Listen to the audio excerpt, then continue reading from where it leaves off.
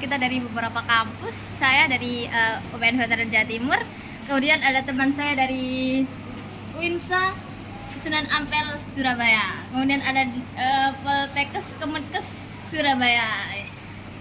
Bye bye. Kita sedang berada di Museum 10 November di Pahlawan Surabaya.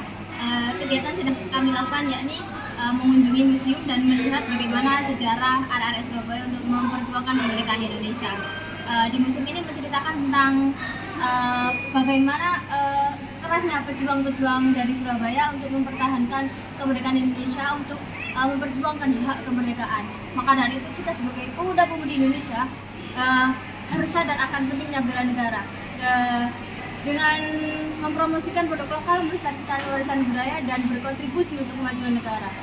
Maka dari itu, kita jaga persatuan dalam perbedaan, menghargai setiap warna dan nuansa mempelai kebudayaan kita. Karena kita adalah satu kesatuan, satu bangsa, dan satu tujuan. Salam bela negara!